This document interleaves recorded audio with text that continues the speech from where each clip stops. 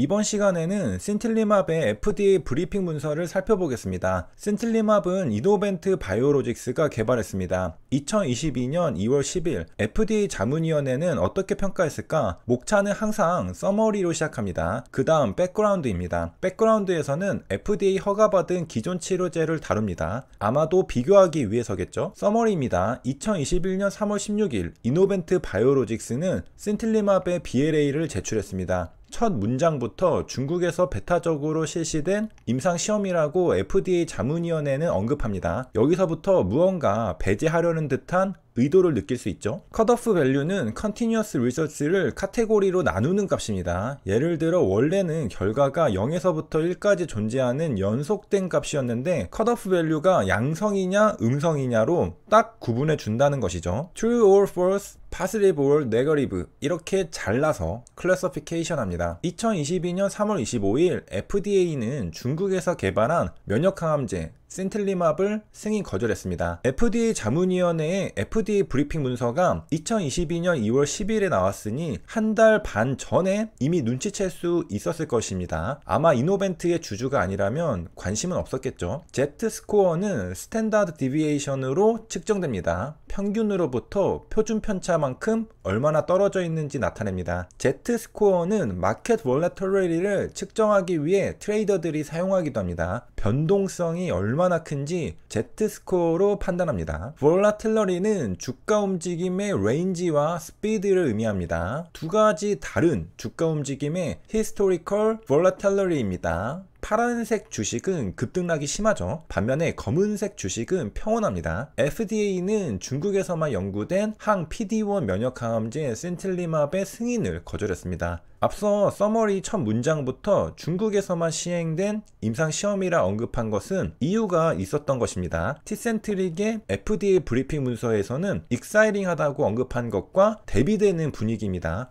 이렇듯 FDA 자문위원회의 시각은 서머리 첫 문장에서부터 읽어낼 수 있습니다. 긍정적인 단어가 등장하는가, 부정적인 단어가 등장하는가 따져봐야 합니다. 시간을 아낄 수 있겠죠. 뒤에 긴 글을 전부 안 읽어도 눈치챌 수 있으니까요. 파이썬의 센티먼트 어널리시스를 돌리면 굉장히 편할 것입니다. 사람이 문서를 전부 읽지 않아도 인공지능이 대신 읽어보고 긍정적인 문서인지 부정적인 문서인지 판단해 줄 테니까 말이죠. 현대에는 시간이 경쟁력입니다. 러지스틱 리그레션은 히든 레이어가 없는 모델로 생각할 수 있습니다. 반면에 뉴럴 네트워크는 히든 레이어가 다수 존재하죠. FDA는 신틸리맙의 단일 국가 연구가 문제라며 임상시험 추가 실시가 필요하다고 밝혔습니다. 컨피던스 인터벌은 포인트 에스티메이트에다 마진 오브 에러를 더하고 빼면 구해집니다. 점을 찍고 양옆으로 날개를 벌리는 것이죠. 그러면 구간이 생깁니다. 컨피던스 인터벌은 X바의 Z스코어 곱하기 시그마 나누기 루트 n입니다. 시그마 나누기 루트 n은 스탠다드 에러입니다. Z스코어 곱하기 스탠다드 에러가 마진 오브 에러인데 n을 중심으로 놓고 전부 넘기면 다음 식이 만들어집니다.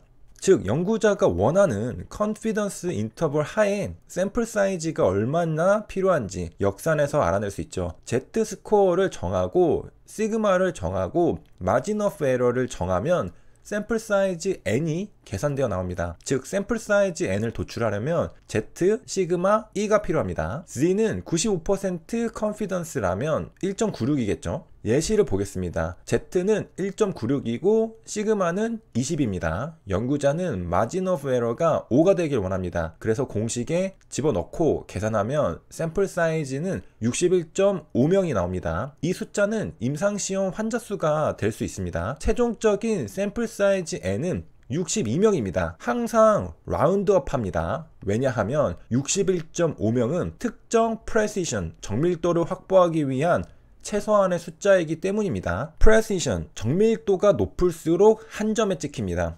랜덤 에러가 정밀도에 영향을 주는데 샘플 사이즈가 커질수록 랜덤 에러는 줄어듭니다. 왼쪽은 한 점에 집중적으로 찍혀 있으므로 하이 프레시션을 나타내고 오른쪽은 분산되어 찍혀 있으므로 로우 프레시션을 나타냅니다. 61.5명은 최소한의 프레시션을 확보할 수 있는 숫자이므로 임상시험이 성공하려면 환자 수는 61명이 아니라 62명이 되어야 합니다. 그래서 샘플 사이즈는 항상 올림합니다. 내림 가능성이 있는 반올림 계산을 하지 않습니다. 샘플 사이즈가 작으면 마진 오브 에러는 커집니다. 즉 포인트 에스티메이트에서 펼쳐진 날개가 너무 길어집니다. 신뢰 구간이 길어지죠. 충분히 좁혀주어야 합니다. 충분히 한 점에 찍힐 수 있게 프레시션을 높여주어야 합니다.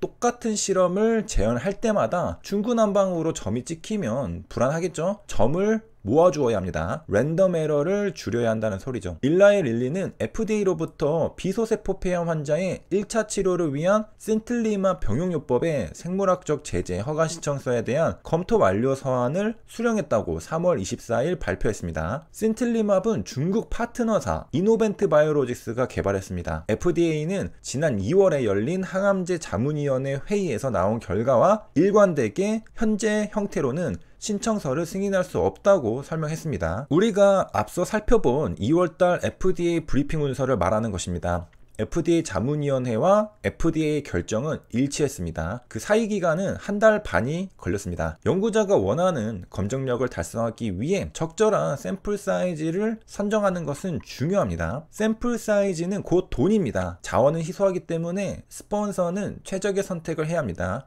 Underpowered Study는 원하는 결과를 도출하지 못합니다. 환자 수를 아끼려다 임상시험이 실패하게 됩니다. 반면에 Overpowered Study는 원하는 결과를 도출하겠지만 너무 많은 환자 수를 산정해 돈을 낭비하게 됩니다. 이런 관점에선 임상시험 디자인도 예술의 영역입니다. 스탠다드 에러를 사용해 컨피던스 인터벌을 계산합니다. 이때 신뢰 구간은 Unknown Population Mean에 대한 신뢰 구간입니다. 연구자가 알지 못하는 모집단 뮤가 있을 구간이죠. 스탠다드 에러 오브 미는 언제나 스탠다드 디비에이션보다 작습니다. 루트 n으로 나눠주기 때문이죠. 스탠다드 디비에이션은 편차입니다. 그리고 루트 n으로 나눠주면 스탠다드 에러죠. FDA 자문위원회는 미국 인구에 적용할 수 있는 신틀리마브의 임상시험을 수행해야 한다고 조언했습니다. 그리고 FDA 검토 완료 서한에는 전체 생존기간 평가 변수와 함께 비열등성 설계를 이용해 1차 전이성 비소세포 폐암에 대한 표준요법과 신틀리마브 다지역 임상시험을 추가로 수행해야 한다는 권고가 포함되었습니다. 신틀리마브는 중국에서 비소세포 폐암 환자 397명이 참가한 임상 3상에서 병용요법으로 PFS를 유의미하게 개선시켰습니다. PFS만 있었나 보죠. 그래서 FDA는 OS도 포함하라고 권고했던 걸로 보입니다. FDA는 항암제 유효성 측정을 위한 핵심 지표인 전체 생존기간의 평가 필요성을 강조했습니다. 그리고 인구 다양성 부족에 우려를 제기했습니다. 남편의 나이와 부인의 나이는 선형관계입니다. 더 많은 점들이 직선을 따라 떨어질수록 선형관계는 더 강해집니다. 오늘 다룬 신틀리마브 FDA 브리핑 문서는 제가 검색하던 도중 우연히 발견한 것입니다. 그만큼 사람들이 많이 찾아봤던 게 아닐까 생각이 듭니다. 신틀리마브는 PD-1 면역항암제입니다. 중국 이노벤트가 개발했고 비소세포 폐암 임상 3상이 진행됐었습니다. 이번 영상은 여기까지입니다.